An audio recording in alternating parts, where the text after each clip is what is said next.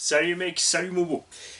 Ton SST est fini. Alors, j'ai vite monté des roues pour pouvoir régler le train, puisque le réglage de train, force de prendre des coups, forcément ça bouge, etc. ou autre. J'avais constaté qu'il y avait de la colle sur l'avant gauche, puisque tu avais arraché le filetage, tu en as mis dedans pour remettre le filetage, du coup ça fonctionne, on peut se servir du filetage, ça tient, il n'y a pas de souci. J'avais juste gratté l'excédent de colle. On a remis les vis qui manquaient, parce qu'il y en avait un paquet. On a remplacé les vis que tu avais remplacées rapidement sur le terrain par d'autres vis. Nous, deux questions. Un, tu roules sur le skatepark. Deux, est-ce que tu utilises du VD40? Parce que ça, c'est typiquement ce qui arrive avec du VD40. Ça débloque les vis qui sont vis dans ferraille ou vis dans alu. Moins de problèmes sur les vis avec le plastique. Mais ça peut arriver quand même. Le châssis a été redressé en douceur, tendrement. Hein, et on a rajouté, non pas ce que j'avais évoqué dans la vidéo du unboxing, c'est-à-dire la platine supérieure du Sen, puisqu'elle est à la mauvaise taille.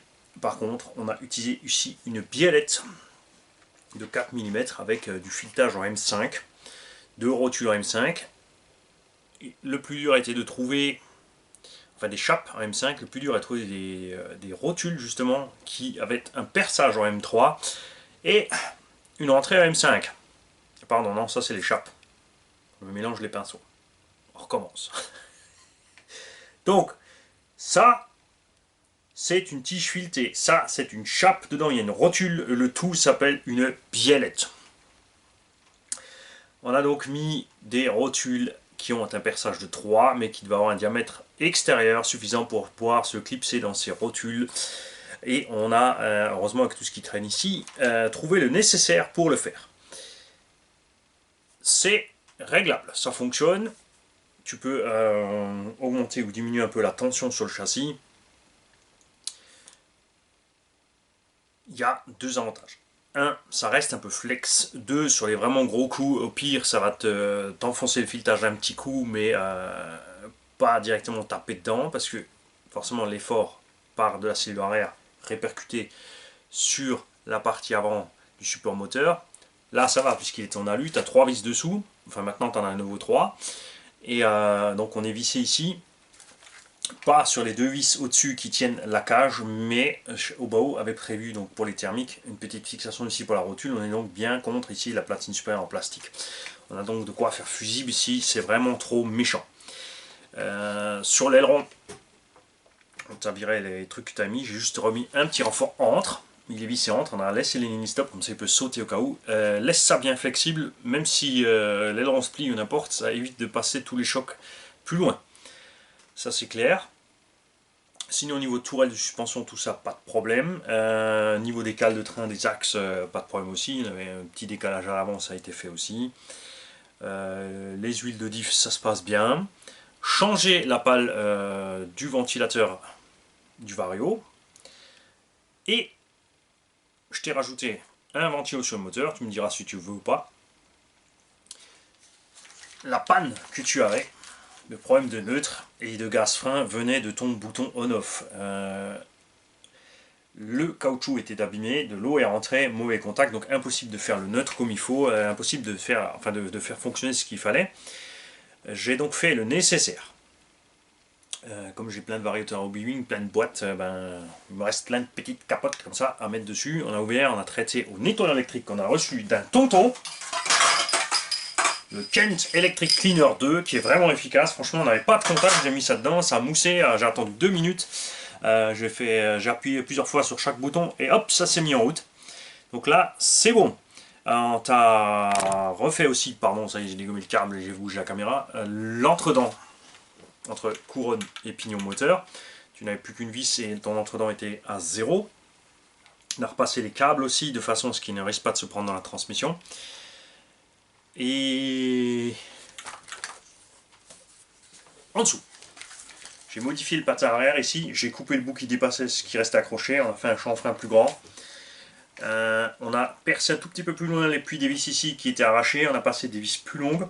On a mis sur le filetage un petit peu de glu très rapide, donc tu en mets sur la vis, comme si c'était du frein filet. Tu mets ta vis dedans, la colle se répand dans le filetage et tu te retrouves avec une pièce que tu peux démonter et remonter sans problème avec un filetage qui tient. C'est plutôt efficace. l'autre truc par contre que je comprends pas, c'est ta suspension. Tu l'as fait méga super raide. Là encore, j'ai détendu un peu les ressorts, mais le machin est vraiment dur comme un pic. Donc tu nous diras où tu roules. C'est sûr, pour les sauts, c'est bien, plus ou moins. Pas trop non plus, parce que quand t'es trop dur, tu répercutes le reste dans le châssis. Et sur le goudron, c'est bien, ça c'est sûr. C'est très bien même. Et dans tout terrain, par contre, là, la machine sautille, donc perte de motricité, puisque si les roues restent pas au sol, la puissance fout le camp par l'effet des diffs. On a changé 3 roulements de roues fusées. Enfin, fusées, non pas fusées. Enfin, c'est les roulements de roues qui sont sur la fusée, mais dans le moyeu. Côté roue extérieure, tu as roulé dans l'herbe haute ou dans... Il y avait des ficelles enroulées autour. Donc méfiez-vous de ça les mecs, quand vous avez fini de rouler, démontez les roues et checkez s'il n'y a rien entre l'hexagone et le roulement, parce que ce qui s'emberlificote là-dedans presse sur la bague extérieure du roulement, fait sauter souvent le petit joint d'étanchéité ou comprime les billes. Résultat, les roulements meurent rapidement. Donc on a 3 roulements qui sont morts. Et s'ils coincent complètement, et tu fais pas gaffe, ça te pose encore un plus gros problème, puisque soit c'est donc la fusée qui va tourner dans le roulement bloqué, ça va usiner entre la ferraille du roulement et la ferraille de la fusée, ou elle reste accrochée à la fusée et c'est le roulement qui tourne dans ton moyeu et qui va te défoncer ton moyeu. Donc méfiez-vous de ça. Je t'ai redressé le cardan central, il n'est pas à 100%, donc tu as un cardan neuf avec. Tu jetteras un coup d'œil et tu me diras ce que tu en penses. Je te laisse avec 2 bouts de carreau incassable et découpe des roues que tu pourras adapter sans problème avec un ciseau. Tu le découpes et tu peux te faire des bavettes pour l'arrière si tu veux. Pour le fixer, tu fais 2 petits trous de 2 mm et tu passes 2 petites vis à l'intérieur de chaque côté. Et si tu veux, j'ai aussi encore une carreau de Truggy d'occasion. Je dis d'occasion parce qu'elle a servi sur Mode Bodies. Mais c'est vrai que là, comme je l'utilise, je suis très content avec la carreau d'origine. Et je la massacre pas spécialement. Et j'en ai encore une autre en rab en plus. Donc si tu veux, tu peux avoir celle-ci. Tout ce qu'il faut faire, c'est repercer 2 trous à l'avant pour la fixation de carreaux. C'est pour ça que je dis que c'est d'occasion. À l'arrière, ensuite, soit tu coupes la longueur pour descendre sur le support d'origine. Soit tu remontes le support d'origine et tu fixes ça à cette hauteur-là. C'est toi qui vois comment que tu veux faire. Ça te regarde. Il faut savoir aussi que les carreaux incassables de Truggy, j'y avais pas pensé non plus, mais servent aussi à la rigidité. Sur les carreaux en Lexan, souvent on est obligé de faire les trous plus grands ou en ovale pour éviter justement sur le flex du châssis de taper dans la carreau. Alors que la carreau incassable, elle est suffisamment rigide pour la monter un peu plus juste et du coup elle empêche aussi les tourelles de se rapprocher, le reste travaille un peu dans la carreau. Donc c'est un ensemble, tu as un petit bout là avec le renfort de châssis d'origine que j'ai laissé, le petit bout ici, etc. J'en ai pas mis à l'avant, puisque tu n'as pas eu de souci à l'avant, ça peut aussi se faire très facilement. Il y a aussi une fixation devant, on peut mettre une toute petite biellette ici, surtout sur le Truggy. Ce buggy c'est plus compliqué parce qu'il y a le support de carreau là, mais sur le Truggy, le support de carreau buggy est libre, donc tu peux te mettre une petite biellette là si tu veux vraiment rigidifier l'ensemble, mais faut pas trop en faire. Rigide c'est bien, flex c'est bien. Trop flex, c'est pas bien. Trop rigide, c'est pas bien. Il faut trouver un flex rigide. Un rigiflex. Et un petit mot sur la radio. Donc là, ça ne va, je ne raconte pas de bêtises, MX6. Et c'est très rigolo parce qu'elle a 2-3 trucs un tout petit peu analogues à... Je vais me mettre à côté de l'écran, je vois que je te le fais, voilà. La Futaba F3PV. C'est-à-dire que pour aller dans les fonctions, il faut naviguer avec les touches haut et bas. Là, tu es dans le dual rate de la direction. Tu ne peux pas choisir le dual rate des gaz. C'est bloqué sur steering. Il n'y a que donc, cette fonction ici en dual rate. Plus et moins, ça c'est clair. Donc ça diminue instantanément gauche et droit ton angle de direction. L'endpoint adjustment, ça c'est la butée gauche et droite de la direction. Donc là tu vois ici c'est donc la gauche, c'est écrit petit L. Tu mets le volant à droite, tu passes sur la droite. J'ai réglé chaque côté séparément évidemment pour que tu sois juste en butée mais sans forcer sur le cerveau. Là, par contre, on peut régler les gaz. Et comment passer sur les gaz? Eh ben, tu continues dans ta fonction et tu passes automatiquement sur throttle. Et là, c'est pareil. Là, on est en brake, c'est-à-dire les freins. Et si tu veux passer en gaz, eh ben, tu accélères. Tu vois, regarde, hop, ça passe sur front, qui est donc la marche avant. En continuant, tu as la même chose pour l'auxiliaire. Il n'est pas branché, on s'en fiche. L'exponentielle, pareil, direction, gaz. L'ALB, qu'est-ce que c'est l'ALB? L'ALB, c'est le frein, c'est l'ABS, c'est l'anti-lock brake. Méfiez-vous, donc si vous faites le neutre d'un arrêteur, ne jamais avoir enclenché l'ALB ou l'ABS ou ce que tu veux de genre. Sinon, il n'y aura pas un signal propre pour la marche arrière, il ne pourra pas trouver son neutre, le petit barrage. Évidemment, là, c'est uniquement pour les gaz. Le trim de la direction, que tu as aussi évidemment sur les boutons ici, qui ne sont pas programmables, sont fixes, c'est un trim direction, c'est écrit dessus. Trim 1, trim 2, et le dual rate qui est devant. Donc tu n'es pas obligé de passer par le menu, tu peux changer ton dual rate ici directement. Trim des gaz. Le nom du modèle, c'est là que c'est intéressant quand tu veux changer le nom du modèle. Eh ben, tu vois, ici tu changes ton modèle plus moins. Et dans le modèle, je voulais te le faire, mais j'y arrive plus. Ça y est, bravo.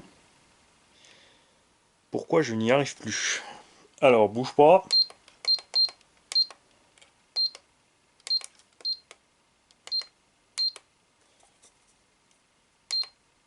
C'était justement là l'astuce.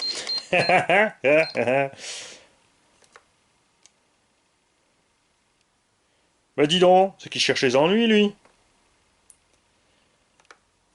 Quand tu es dans ta fonction de nom de modèle, pour évoluer d'une lettre à l'autre, ça se passe avec la direction. Tu avances, tu recules pour passer d'une lettre à l'autre. Ensuite, évidemment, tu changes les lettres avec le plus et le moins. Par contre, là, on est sur le modèle verrouillé et je n'arrive pas à rentrer dans le modèle. Bon, ceux qui ont la notice, vous lisez vite la notice. C'est pas comme si je l'avais juste à côté. Donc on va vite passer à la suite et on va vite checker ça dans la notice. Ensuite, on a été où? Donc après le modèle, tu as le subtrim. Là aussi, steering, si tu continues, tu passes en throttle. L'inversion, c'est pareil. Ah, c'est là, pardon. Ça, c'était le choix du modèle. Voilà, voilà, l'amalgame. Et c'est dans Name. Tu vois ici, pour changer tes lettres, ça se passe avec la direction. C'est exactement la même chose sur la Futaba F3 PV. Tu dois naviguer une fonction après l'autre, changer donc de gaz en frein en auxiliaire. Et ensuite, avec la direction, choisir toutes ces choses-là. Et là, c'est tout simplement le voltage de batterie. Fin de l'histoire. C'est le menu principal. Alors ici, te mettre modèle 1 et le voltage. C'est vrai que tu mets le nom du modèle, mais ça ne sert à rien puisqu'il n'est pas affiché sur le menu principal. Hein, c'est toujours rigolo. Après, ça te permet de t'y retrouver sur quoi tu as programmé quoi. Et puis voilà. Donc, on se tient au jus si tu veux la carreau, si tu veux le ventilo ou pas. Le cardan, comme dit, je te le file parce que celui-là, il chante un petit peu. Quand tu montes dans les tours, parce qu'il se coud, il rue un peu dans les brancards. Alors si ça t'embête, tu passeras vite sur celui-là, c'est vite fait. De toute façon, il suffit d'enlever les 4 vis de la cellule, les 2 vis du renfort, déboîter la cellule. Tu peux laisser le renfort supérieur dessus, faire tomber ton cardan, mettre l'autre, ou enlever les 3 vis de la cellule centrale. Mais celle-ci, je les ai remontées quand même à la loctite. Attention. C'est l'autre point que j'ai oublié, tu vois. Des fois, c'est bien de s'étaler un peu parce qu'on se rappelle des choses. Donc, ces vis-là sont montées dans les puits en alu. Là, il y avait 2 grosses vis avec des têtes qui dépassent. Pas très grave parce qu'on avait ski, heureusement, là. Donc, je les ai remis avec la loctite, celle-ci aussi. Et tout comme les vis du moteur. Et là, j'y suis. Non, il y avait aussi, attention, la corne de cerveau qui s'est déchirée un petit peu. Donc là aussi, j'ai resserré la vis. Tu checkeras ça. Parce que quand la corne de cerveau commence à bouger sur les dents, elle peut faire sauter les dents. Généralement, c'est la corne qui morfle avant le cerveau, mais on sait jamais. Et là, j'y suis. Donc, bonne journée à tous. Et on fera pas l'essai, puisque on sait qu'ils roulent. Et les roues, je vais essayer de pas oublier de les démonter. Au pire, tu auras gagné 4 roues pistes. Alors, ces roues-là, parce que plein m'en ont demandé, Ces roues sont disponibles sur AliExpress à 47 € frais port compris. Ce sont des copies de HPI Flatline avec deux avantages. Un, les jantes sont bien plus belles que les jantes HPI. Deux, la gomme, là ça va vous faire marrer, est de meilleure qualité. Surtout la mousse. Ce sont des pneus qui n'ont pas un grip extrême, attention. Enfin, généralement, de toute façon, les pneus de truggy piste, c'est une catastrophe. On a Huntsman qui fait des espèces de anaconda géants. Donc les Traxxas Anaconda qui sont super. Ils les font en géant pour truggy, enfin, ça reste un peu petit. C'est dur comme des cailloux, ça glisse. Relativement cher en plus. Enfin, Huntsman, Carson, etc. Il y a HPI qui fait les flatlines, qui généralement meurt rapidement parce qu'on mouline un peu de l'avant, on ballonne, on bouffe la bande centrale. Proline, c'est pareil, les road rage, tu peux pas. Ça s'appelle road rage, mais tu peux pas faire rage avec justement. Tu ne peux pas. Tu vas bouffer la bande centrale de tes pneus ou les côtés dans les virages, parce qu'on appuie sur les pneus.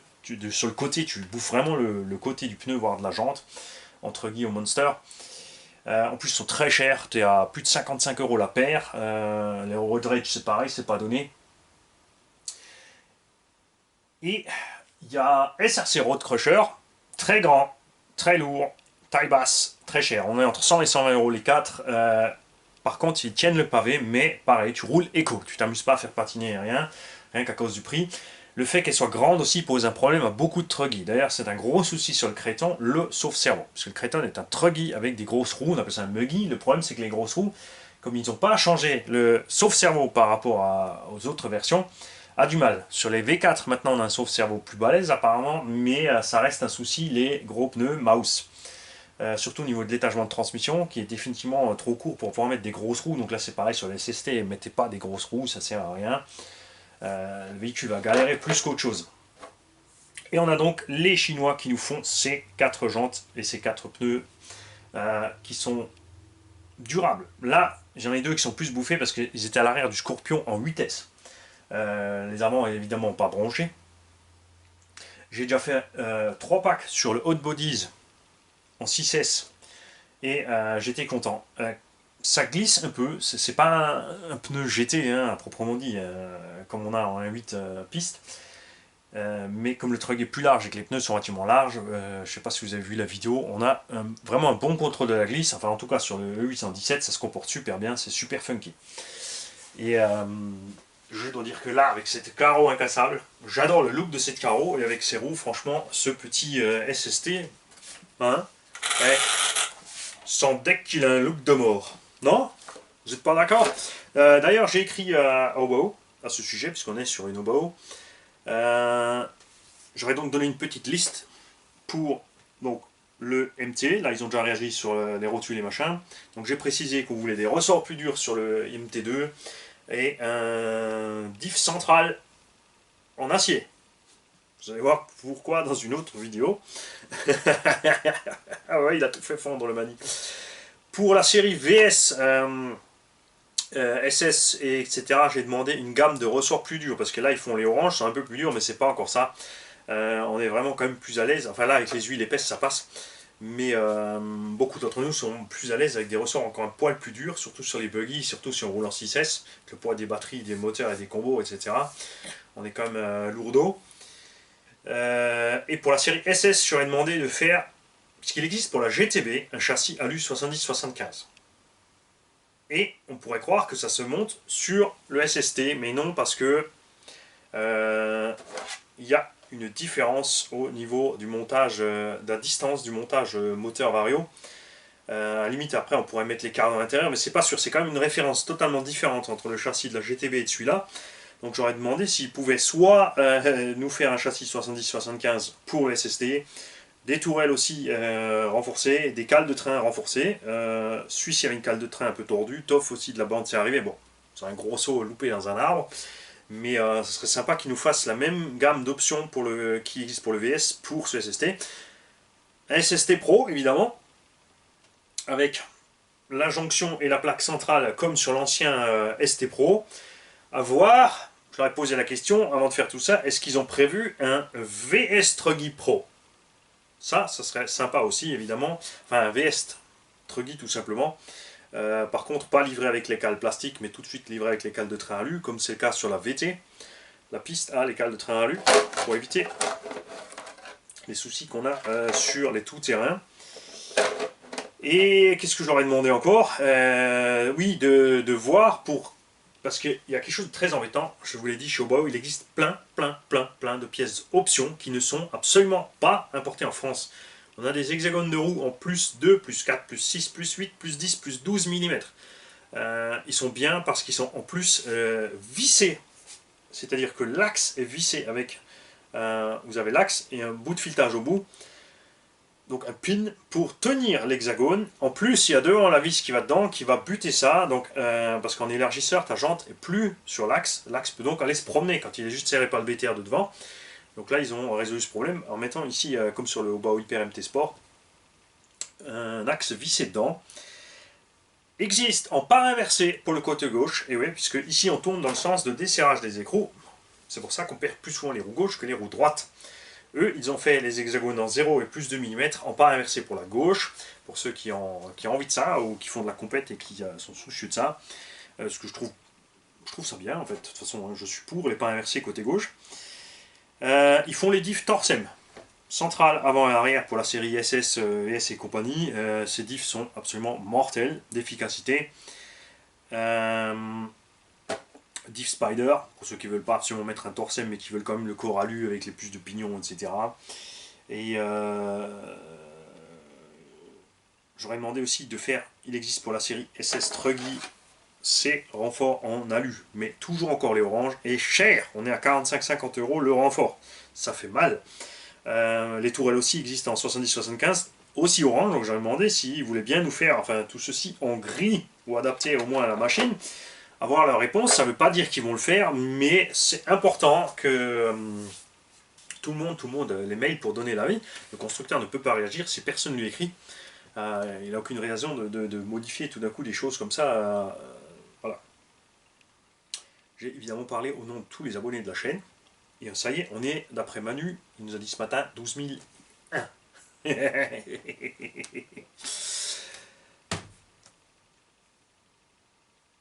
J'ai fait le tour. J'ai fait le tour. Salut les gars. J'oublie un truc. Je me souviens plus. C'est pas grave. J'ai une excuse, moi.